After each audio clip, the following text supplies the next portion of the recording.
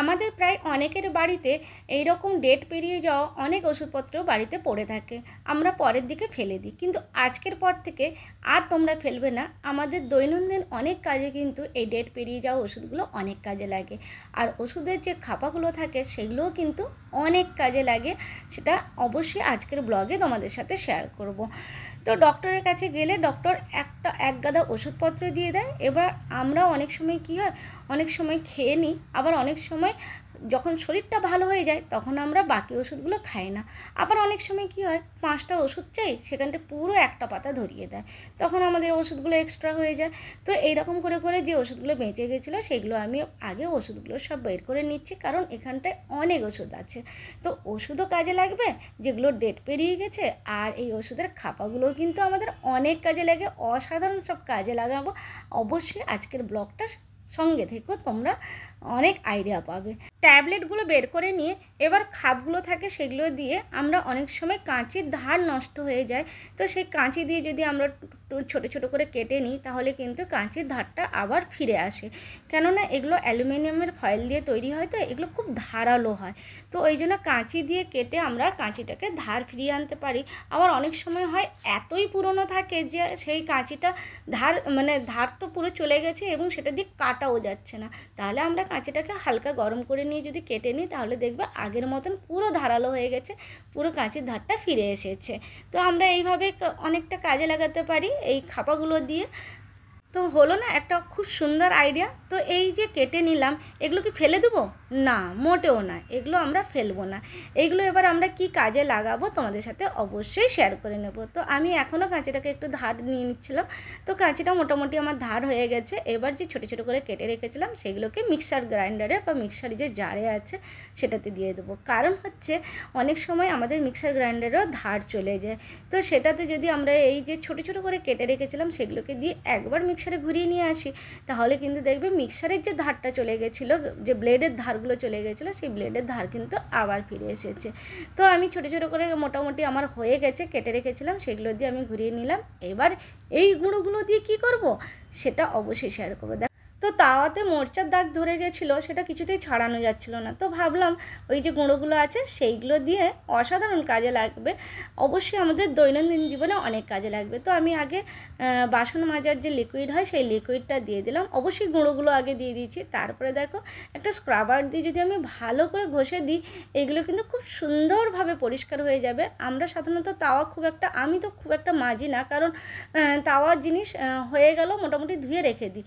তো আজকে দেখো আমি মোটামুটি ভালো করে মেজে নিয়েছি। এইবারে তোমাদের সামনেই জল দিয়ে ধুয়ে দেখিয়ে দেবো যে মরিচের দাগ কিন্তু উঠে গেছে, আর ওই দাগটা কিন্তু অনেক দিনের পুরনো। আর তোমাদের সাথে শেয়ার করতে করতে আমার মাথায় একটা নতুন আইডিয়াও এলো, তো সেটাও তোমাদের সাথে শেয়ার করব। সেটা কিন্তু আগের থেকে ভেবেছিলাম না, শেয়ার করতে করতেই মনে পড়লো। তো দেখো খুব সুন্দর করে তাওয়া তো পরিষ্কার হয়ে গেছে।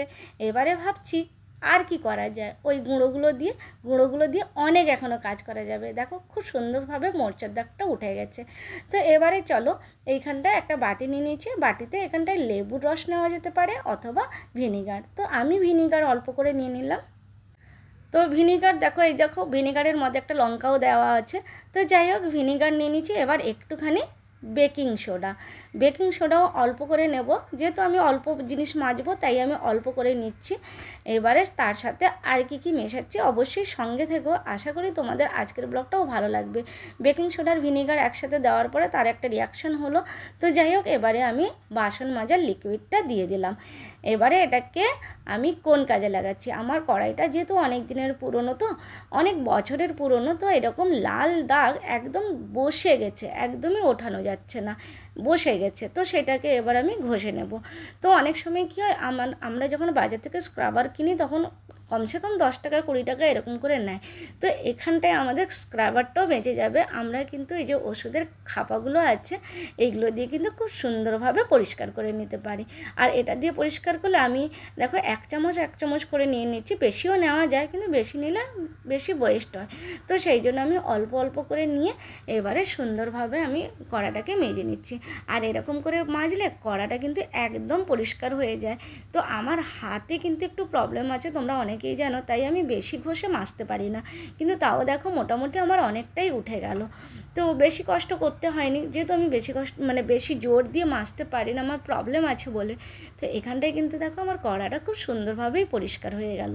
এবার কড়া পরিষ্কার করার পরে ভাবলাম বেসিনটাও কেমন দাগ হয়ে গেছে, তো যেটুকু লিকুইড একটু বেঁচে গেছিলো সেই লিকুইডটা দিয়ে আমি সিঙ্কটাও দেখো পরিষ্কার করে নিচ্ছি ওই খাপাগুলো দিয়ে। যে ওষুধ তো বার করে নিয়েছি, এবার ওষুধের যে খাপাগুলো ছিল সেটা দিয়ে এবার সুন্দর করে ঘষে ঘষে মেজে দিলে একদম ঝকঝকে হয়ে যাবে। এবার দেখবে কেমন চমকাবে।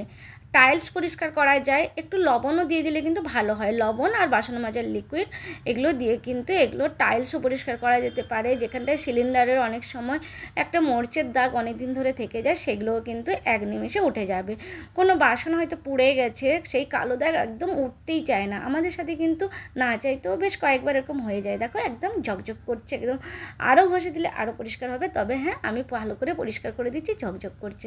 আর এটা কিন্তু সিমেন্টের দাগ, যেটা মাঝখানে একটা লাল হয়ে আছে, এটা কিন্তু ওই আটকে ছিল না, ওই আঠা বা কিছু দিয়ে যেগুলো দিয়ে আর চিপকানো হয় সেটাই ছিল।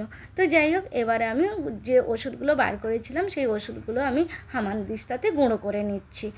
এবার এগুলো নর্মালিও দেওয়া যায়, কিন্তু নর্মালি জলে দিলে না অনেকটা টাইম লাগে মিক্সড হতে, তো সেই জন্য আমি গুঁড়ো করে নিলাম। তো গুঁড়ো করে নেওয়ার পরে এইটাতে দেখো 1 চামচ আমি ওষুধের যে এক্সপায়ারি ডেট পেরিয়ে গেছে সেই ওষুধের গুঁড়ো, তার সাথে বেকিং সোডা আমি দিয়ে দিলাম। অল্প অল্প করে দিচ্ছি, কারণ আমিও যেহেতু আমার জিনিসগুলো কম আছে তাই আমি অল্প দিচ্ছি। এবার গরম জল দিতে হবে, এটা কিন্তু মাথায় রাখতে হবে। আমার জলটা দেখো ফুটছিল, আমি একদম গরম জল দিয়ে দিলাম। এখানটায় যদি একটু লবণও দিয়ে দেওয়া হয় তাহলে আরও ভালো হবে।